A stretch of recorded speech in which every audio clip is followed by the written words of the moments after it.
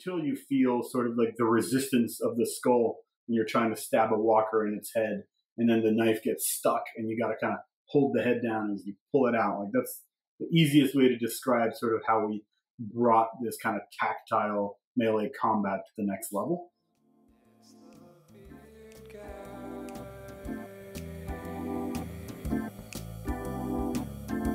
Hey everyone, welcome to another episode of I Know This Guy, the podcast where we dive deep into the lives of some of the most interesting people I know. Before we get started, please like and subscribe to I Know This Guy wherever you get your podcasts. By the way, my kids want me to say something about ringing a bell. What the hell's a bell?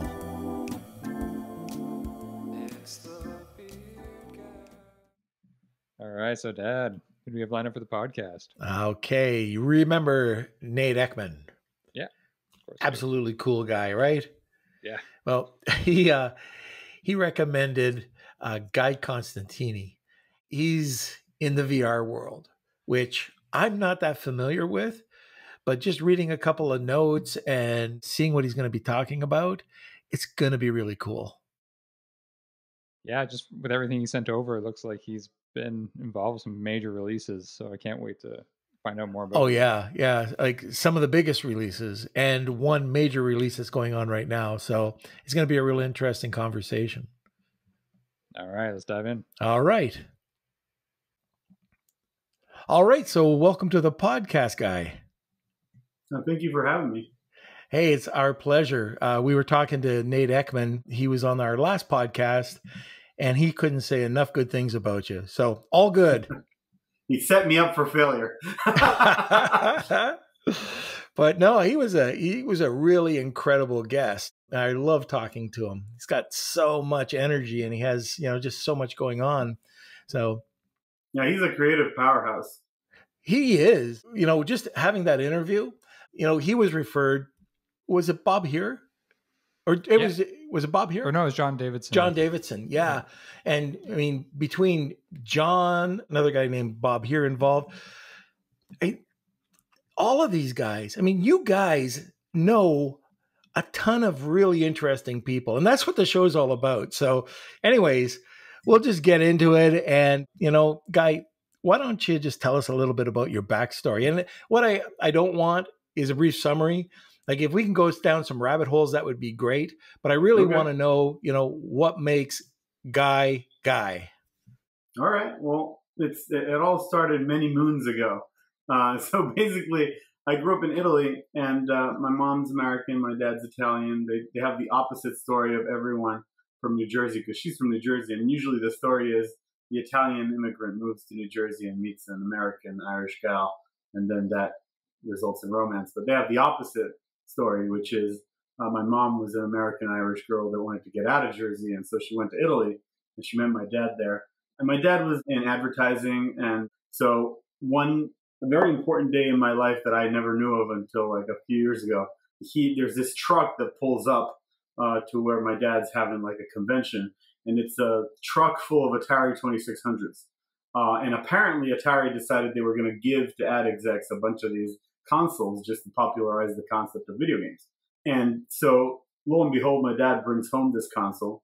And I'm a kid. I think I'm like 5 at the time. I forget the exact age. I can't date myself. But the idea is he just showed me this console. And at the time, in the U.S., you had a lot of color TVs, and we're starting to get color TVs in Italy. But we still had a black and white one because, we were like not exactly the richest of people. And so I'm plugging in the Atari 2600 into a black and white CRT. And that was my first experience in video games. It was Space Invaders. And I had a great time playing with my dad and then sort of continued to play by myself. And it was sort of, I think, a crucial moment that I later realized was the beginning of my journey into games. And ever since then, I've been sort of addicted to the making and playing of video games. And the story there is that I slowly started going from console to computers. So you had the 486 generation and Amiga and all those early sort of video gaming and computer systems. And they didn't work that great, right? Like to get to a game wasn't just, you turn it on and you play. in a way, I had to figure out a lot of ways to get the stuff to run the games that I wanted to run. In Italy at the time, things would come sometimes months later.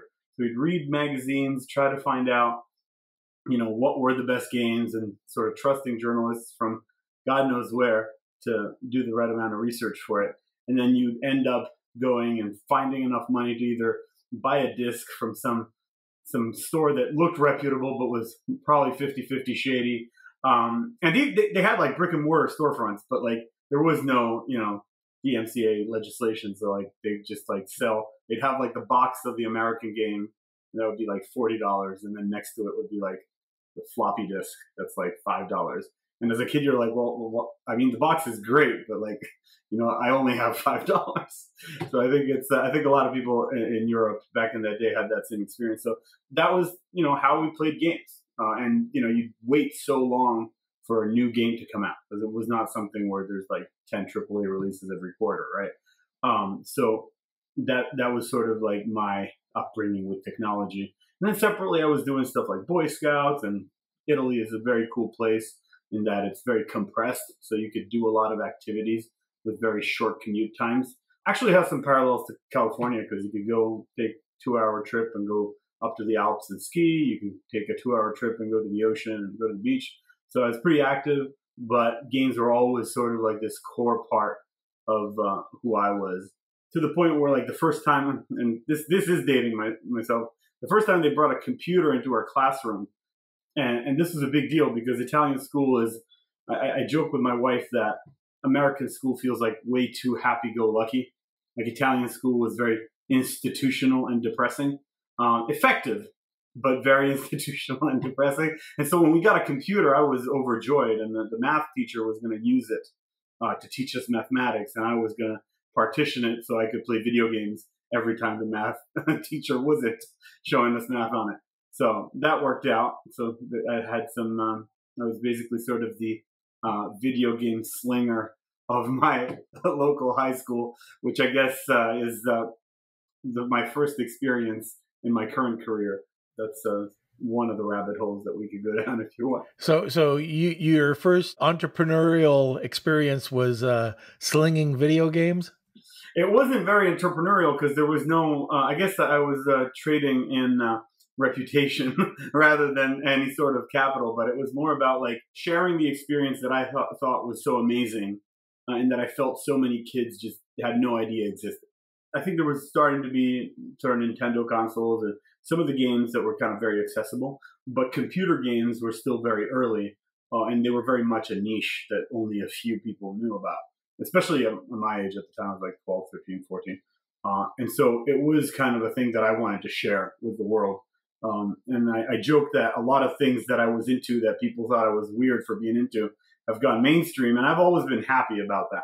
I think that I have I'm also very interested in sort of obscure urban dancing and electronic music.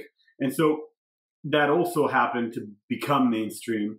But at the same time, whenever you have a niche that becomes mainstream, you have certain members of that niche that lament the time when it was sort of few people enjoying it in dark rooms, so to speak. And I'm actually on the opposite side of the spectrum. I'm like, I welcome it going mainstream. You lose a little bit of the magic, but you can always remember the magic.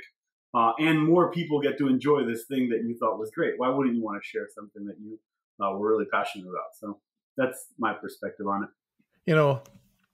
I'm an old guy, so I think way back, and Pong, and sitting around Pong, and I'm looking at Pong right now, and I mean, I've spent hours and hours and hours. I mean, Hayden, if you sat in front of Pong right now, would that hold your attention very long? Depends on my state of mind, maybe. So it depends how many drinks. Yeah, it would be Pong parties. It was a huge thing. You just sit around and play this game. And then the other thing was all the handheld games that started coming out with, they just had, I remember there was a little football game. And I love those.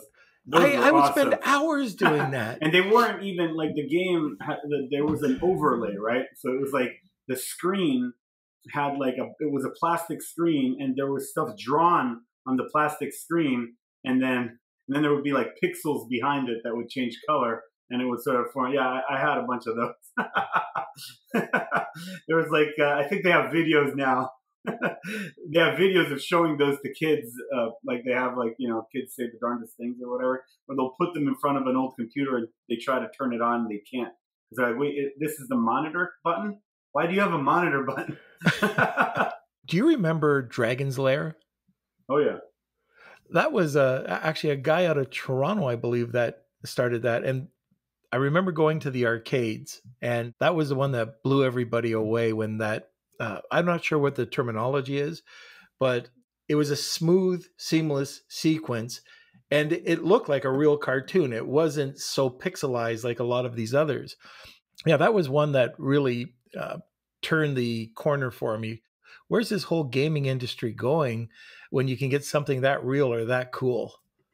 Yeah, I mean, the visual leaps there's definitely sort of mental milestones I have of when things really turned a corner visually. You have sprites where you finally have these like sort of 2D images that were given the illusion of 3D. And then finally you have when 3D happened. Then you have when we started, filtering textures and doing anti-aliasing and started getting rid of the screen door effects, and started having video cards that would allow you to sort of not tax the processor, but have a chip specifically designed to make your visuals better. And I think that when you go back, you see some of the magic of the game design from way back when is still present, right? And if you look at even further back, like German board games are where it all comes from, right? Germany has been playing board games for hundreds of years, right? It's a big family tradition. And that's where a lot of game designers that sort of go the traditional, I'm trying to learn everything about game design path, they'll start with German board games and card games because the mechanics and the math behind it and the way that you engineer fun and attention, and you grab attention and you design progression all come from there. And they've been brought into the digital space, obviously, and there's been more innovations, but that's kind of, there's kind of a history to how games have evolved.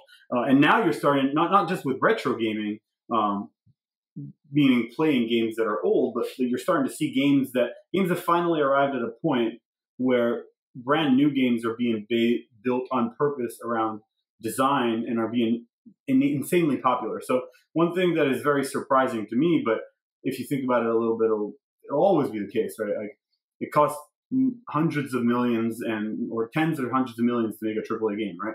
And so it's natural that is the realm of the few, the very capitalized few.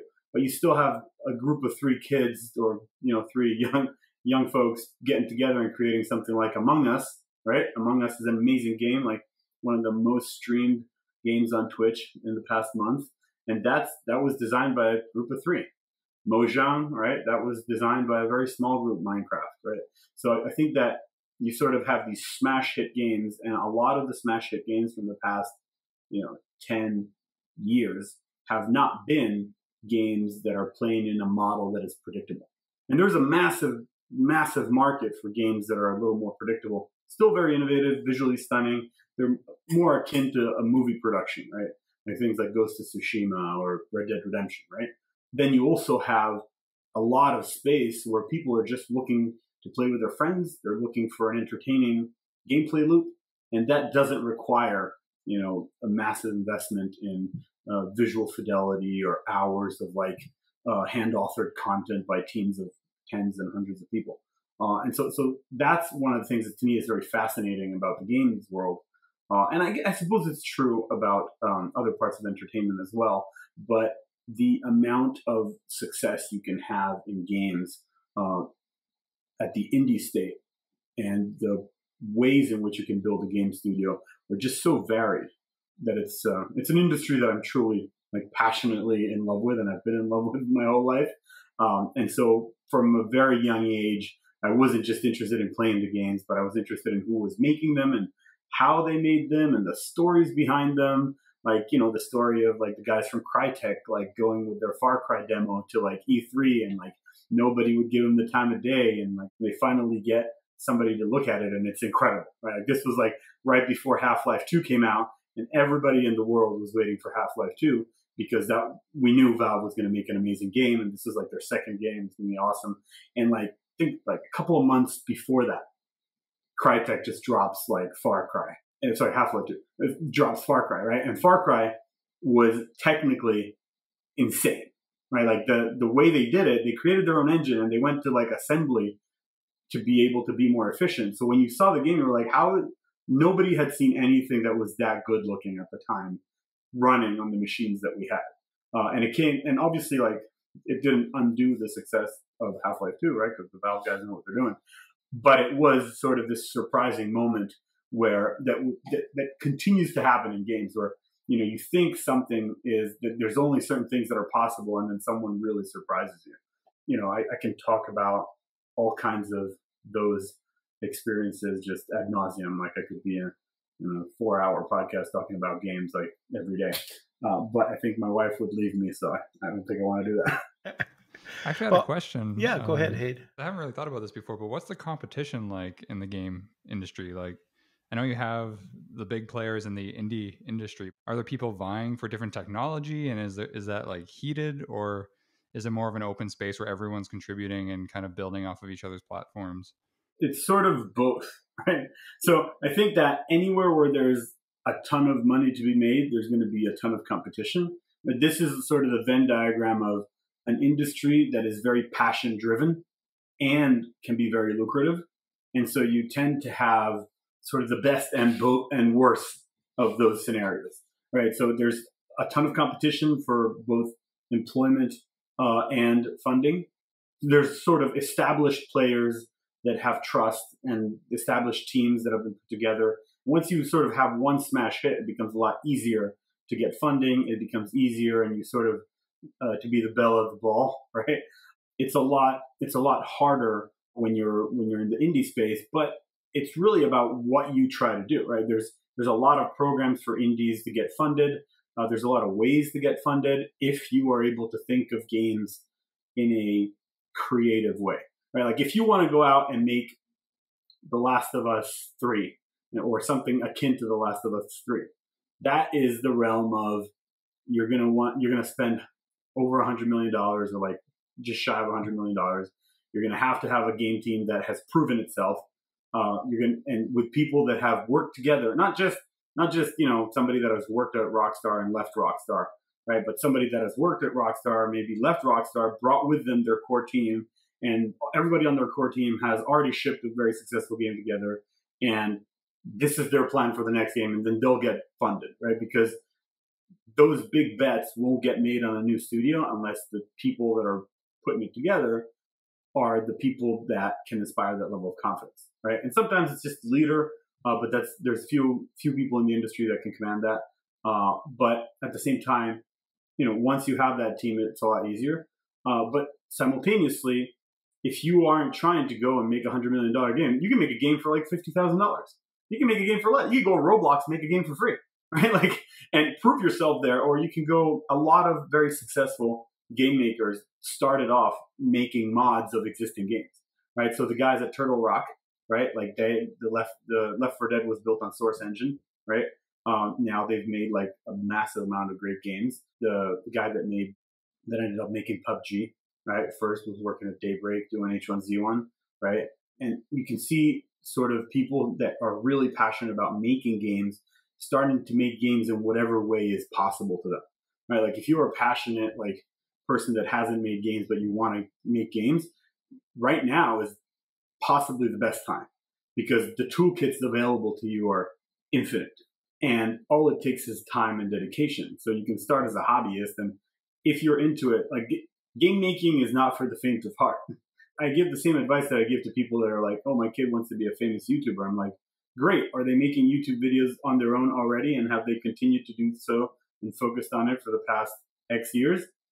If true, then go nuts and do it. But there's still a high likelihood of failure, right? And I'm sure you guys know it's a passion-driven craft that you should only ever do if you are okay just pouring a ton of your time into it and getting whatever out of it.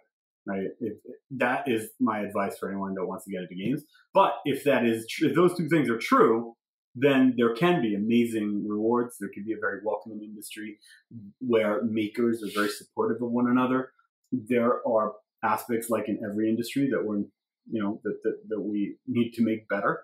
And like with all companies, small versus large, there's all kinds of different companies making games, right? There's companies in Scandinavia that are like, have amazing funding programs from their government so they can take really bold risks design-wise. There's companies that are large and, they rely on you already having had experience somewhere. But once you're in there, it's a much more predictable day-to-day. If you are trying to be, employed at the same place for a very long period of time, that's sort of rare in the games industry. But there are places like that.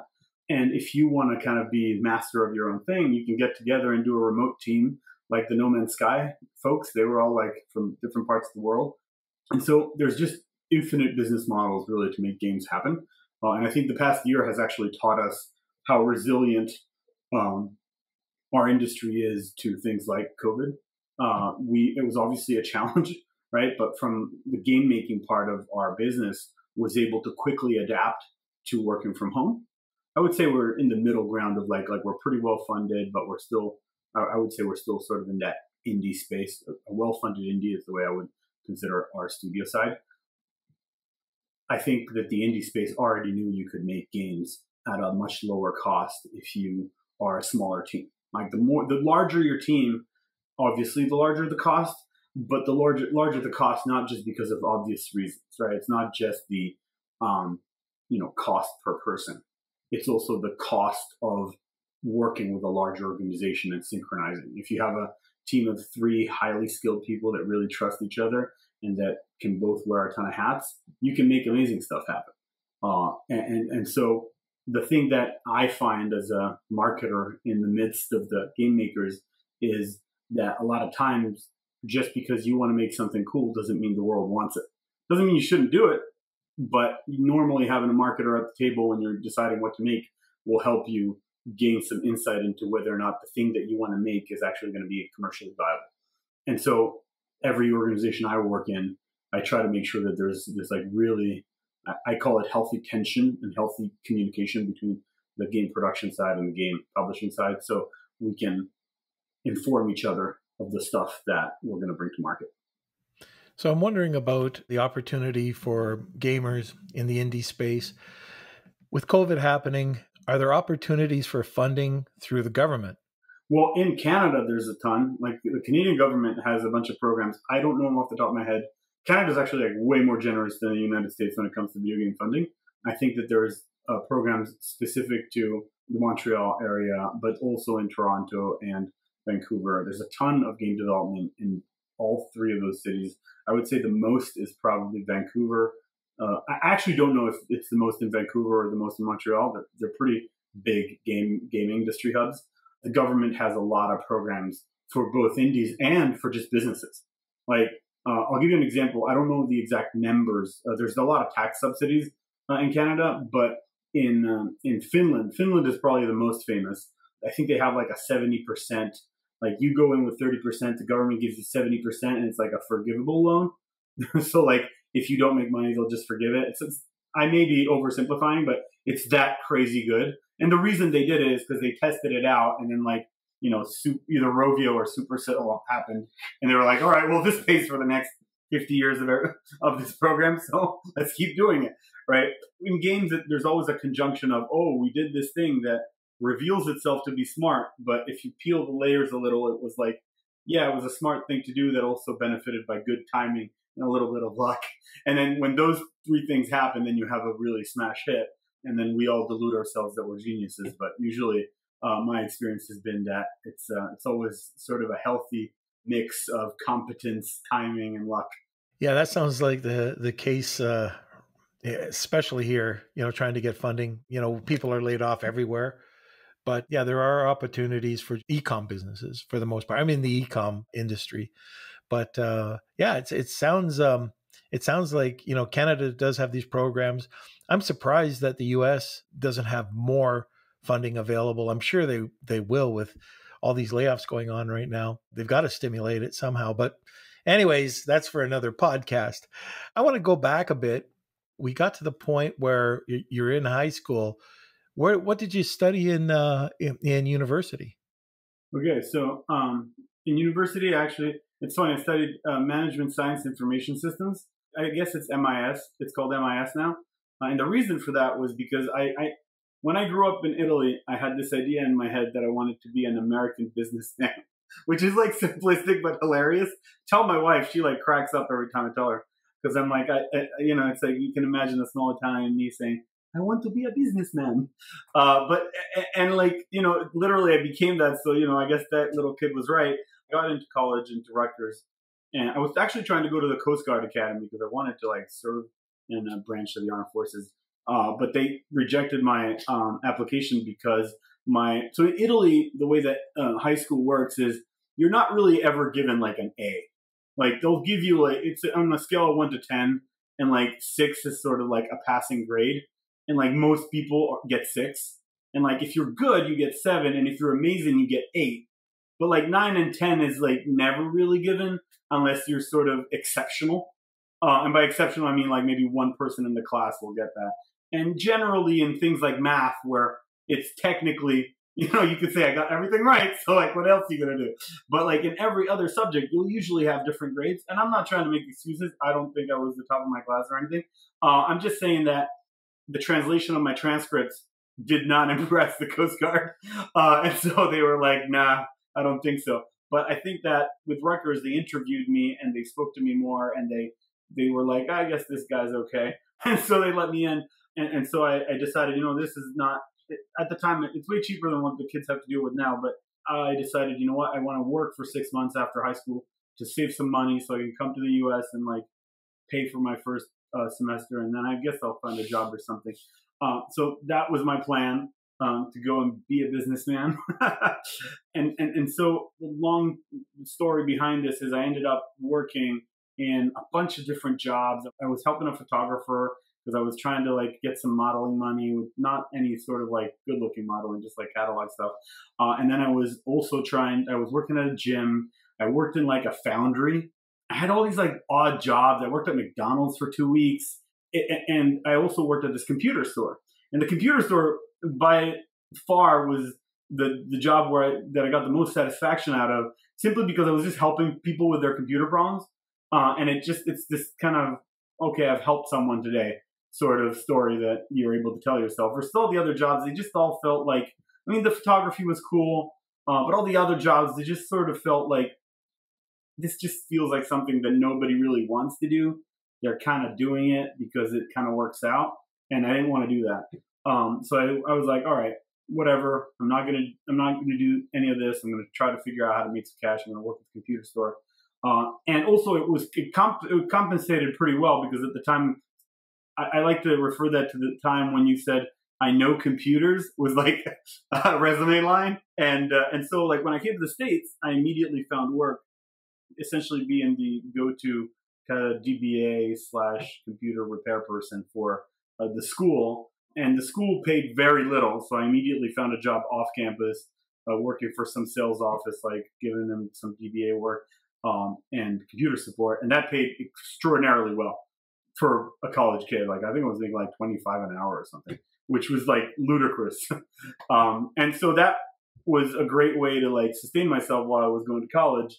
And so that sort of drove me to think, I want to have a computer component to this business education I'm trying to get. And I took a little bit of comp sci, and comp sci at Rutgers is highly theoretical. And I felt like I wasn't really like, it felt like I was just taking history of computers instead of actually learning how to build things with computers. And so I decided to do MIS, which coincidentally wasn't teaching me that much more about computers, but there was a bunch of business classes that I was really interested in. And then I tried to teach myself some programming languages, and I realized very quickly I didn't want to program. I respect it, and I enjoyed the process, but I could see myself just like waking up and having spent the last 40 years programming. And it's just like, I didn't want to do that. I didn't want to be that single focus in my career. And I think that over time, I learned that what I really like is to have a job that kind of pulls me in a lot of different areas, and allows me to touch a lot of different parts of the business. And so that's why I ended up in marketing and publishing, because that's what you do, right? Like one day you're working with sound designers and making like using some of the sounds for the game for a trailer. The next day you're designing an ad campaign. The next day you're figuring out which person on the design team is best to do an interview, and you're flying around the world talking to people about games. And so that is sort of what I do now, which I find really entertaining. Whereas the other side, the building side, you have to be able to sort of retain focus a lot more and be like, all right, I'm going to do this thing for the next 3 months, which it didn't drive me, you know? So I've heard that you spent a lot of time wearing a suit, and you decided to that wasn't for you either. You want to get into that a bit? So if we connect to that, right? Like, so I was at Rutgers, and that was also when I got into electronic music. I was taking 21 credits. I had a semi-full-time job. I was running my own promotion, like music promotion business on the side on the weekend. So I was sleeping very little, but it was very fun. I promise you, I've had a good time. So I did that. And so like, then I graduated Rutgers, and I realized this is a great realization that is now teaching me a lot about like sort of how I want to speak to my kids about education. I graduated like very quickly. Oh, and when I graduated, I was like, wait, it's over? Like, what the hell? Like, I was having a good time. I should have taken this a little slower. This is not cool. And so, like, once I graduated, I sort of, like, used my resume and career at the time to just get a job that made sense for the area. And in the area, it was very much about healthcare. And so I ended up working for, like, Merck and Bristol Myers and some of the big pharma companies for a couple of years. And it was just, like, it felt very much, I don't want to say Dunder Mifflin, but like, that's what it felt like, right? Like, it's just like, it was very much like, people didn't feel like they were having a good time or they believed in what they were doing. They just felt like they were, like, I assumed the scientists somewhere in the lab were loving their job. But I was like, you know, tech support for like executives. So like, and the executives seemed like they were having a good time, like flying around the world and talking about drugs. But like, in our sort of bullpen, it felt like, all right, this feels like not that cool. And there's this moment where I was like, I figured out I was doing night shift because they really needed executives to have instant support. I was doing night shift, and I was like one of two people in this like 100-person bullpen. And I'm just like, this is very boring. So I'm going to get an adapter so I can plug my PlayStation into the monitor. So I can just play video games all night throughout and get paid to play video games. So I was doing that for like a good 3 months. And I played like, and I at the time they had GameFly, which was this like game subscription service. So I was just like subscribing and just like churning through games. And 3 months in, I'm like, if I keep doing this, I will, again, I had the realization again of like, I will wake up in 40 years and I'll still be here playing PlayStation 11. It's like, I should probably stop. This feels like a, you know, very self-destructive rabbit hole. So I decided to look for something else. I found this kind of startup in New York City that was sort of revolutionizing the way that clinical trials were run. The healthcare industry at the time was incredibly archaic computer-wise. So what they used to do is just send a bunch of laptops out to doctors' offices, and the doctors would have this like drawer full of laptops because they were all proprietary. And so they'd like type up their stuff and then ship the laptops, and then some other company would transcribe the notes into another database. It was just like, if you can think of like the most inefficient way possible of operating a business while being extraordinarily funded, that's what they were doing. Not quite like insurance level of inefficiency, but like close. And so this one company, it was a bunch of guys that were trying to do clinical trials on their own and frustrated with the process. They created just a website. It was like a single instance, multi-tenant, you know, cloud-based really input mechanism. And so that was super revolutionary, and they had all the right connections. So we got to experience the business go from like, you know, 20 people to like 1,000 in like 5 years. And that was like extraordinary from a sort of business upbringing perspective. Got to travel the world, start an office in Japan, start like offices in Eastern Europe. Like, and my focus was still sort of like tech support and client services, but it was now like, I was understanding a lot more about the business and how it was set up and what was making it tick. And at the end of sort of going public, like I had learned a ton about growing business in a field that I like had zero interest in. So so when we were talking about like how to expand business, like I was very interested and engaged, and that was awesome. But as soon as like the dust settled, and we're like, all right, well now we've grown, we're ready to continue to service our fine healthcare clientele.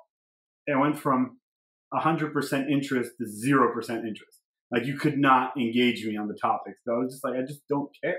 Like it just, all of this is just, all I'm doing is reading about video games and playing video games and trying to find out where the best game companies are. And spoiler alert, there's not a lot in New Jersey. And so I was like, all right, I need to figure out a way to like get out of here. Let me figure out how to make my way to California. I think that there's a lot of stuff out there, but you know what? I'll go work for a game company anywhere. So I started this sort of like mid-career transition to try and figure out how to convince a game company to hire me and not like start me from the ground up, because I had a wife and a child, and like, you know, that is a level of expenditure, right? Like I can't just start in QA and make like $12 an hour or $15 an hour. So I went ahead and like undertook what I thought was like a really, really challenging job hunt. And surprisingly, I found a startup out of LA that was looking for people from outside of games, because they thought that people from the game space really didn't understand what they were doing as much. And they had a lot of people that were young and smart, but they didn't have a lot of people with a ton of leadership experience. So they needed somebody that had a mix of like client services background, leadership experience, passion for games. And that startup was called Riot Games. So I moved over to LA, to Santa Monica to help Riot with League of Legends. And that was sort of my entryway into the game space. That's nice. Well, that's a nice way to enter. Yeah, and that's where I met Nate, actually, because I entered in, and like the game was just starting to like really do gangbusters, and so we were doing all these programs to help our community really be more engaged with the game and be able to get their friends together to watch League of Legends, get people on campus to play League and to be rewarded for doing so. And Nate was at an agency called SA Studios, which is, I think, owned by Mr. Cartoon or something. They have one of the coolest like agency locales in LA that I've ever been to, because it's like it looks like an old garage that got turned into an agency, and they still have all the lowriders just hanging out there. So it's very, very cool place. And I remember one of the first times I met Nate, I walked by like this desk, and there's just like a sword just sitting there. And it was like just like in a case, right? It was a Japanese sword, and it looked very old. And I'm just like, hey, what is this thing? This looks very cool. Like, is this like a prop from some game promo you did? It's like, oh no, just some Yakuza guy traded it in for a tattoo. And I'm just like, you are a very cool person. I want to be friends with you. So that was kind of how we got started, and we designed a bunch of like clothing for people to wear on campus to kind of show off that they were part of the League of Legends world, and that worked out really well. Very cool. I didn't hear. Yeah, you didn't tell us anything about Yakuza and swords. I don't know. You know, they're an agency, so you can trust like 20% of what they say. So maybe that was just a slick line. So you ended up being involved with the VR world, and that's your world, right? Yeah, I mean, right now the focus of our studio is VR. We also, obviously, at Skydance, we do TV, movies. We work on sort of bleeding edge technology entertainment. So what that means is, if you think of Gemini Man at the movie side, that was a movie that really pushed the envelope technology-wise, right? If you think of what we did with Saints and Sinners, it's a game that really uses VR to its fullest extent to deliver a game experience that you can't have anywhere else. And that's sort of how we look at technology and entertainment. Our lofty vision is, it doesn't matter where you consume your entertainment experience. We want to create things that are right for the medium, and then we want to create worlds that can span multiple mediums, and we want to be able to do so in a way that uses the latest technology available. So we're feeling like we're using it in the best possible way to tell those stories. So storytellers at heart, but really there's a large component of technologists among us. And so that's sort of like Skydance Interactive and the work that we've done in Saints and Sinners has really, without hubris, I think there is no other game where you can have that you can feel melee combat the way you can feel it in our game. in VR, and even outside VR. Like I love a lot of really top end, incredible games on a 2D screen, and I can, I give credit where credit is due, but you just won't have the same experience, because until you feel sort of like the resistance of the skull when you're trying to stab a walker in its head, and then the knife gets stuck, and you got to kind of hold the head down as you pull it out. Like that's the easiest way to describe sort of how we brought this kind of tactile melee combat to the next level. And of course, like, innovations like these are phenomenal, and we're in love with them because we did them, but they're happening across the industry, right? So you have other people that are innovating, and we're constantly looking at them and say, what did they do that looks really phenomenal, where they pushed it farther than we ever could? Like you look at some of the stuff that Valve did with Half-Life Alyx, where the object interactivity and the physics and some of the stuff on the shelves is really top notch. There's some of the stuff done by some of our other competitors, really cool. And so the VR space I love for a couple of reasons. One, you have to be very careful about how much money you spend. And I've worked at a lot of companies where that wasn't the case, because we already had a rocket ship that was just a money printing machine. And that's exciting too. But you have different problems. Whereas like in VR, the market is a certain size, and what you can do is a certain size, and you have to get really creative when you have those constraints. And simultaneously on the game design side, it forces sort of what I call the razor, which is, all right, what is the thing that we're best at? Like if you look at something like, even like Super Hot, right? Or Beat Saber, right? Like they pick this one thing and they're really great at it. Another good example game for that is Super Hexagon. I don't know if you've ever played it. It's a game for your phone, and all you're trying to do is get a triangle out of a hexagon that's closing in on you. And it has a really cool electronic soundtrack behind it, and it goes faster and faster and faster. Incredibly challenging game, very simple, but a lot of times creating something simple and challenging and amazing is way harder than creating something ornate and elaborate. It's much harder to make something simple and great than to make something good and big, right? Hey guys and gals, that concludes part 1 of our interview with Guy Costantini. Make sure to tune in next time to hear the rest of the interview. As always, make sure to subscribe to the podcast and share it with your friends. Also, if you're on social media, we'd love to hear from you. Send us a message or start a conversation on our Facebook page. We'd really love to hear your thoughts on each episode. That's enough of me, and I'll see you next time.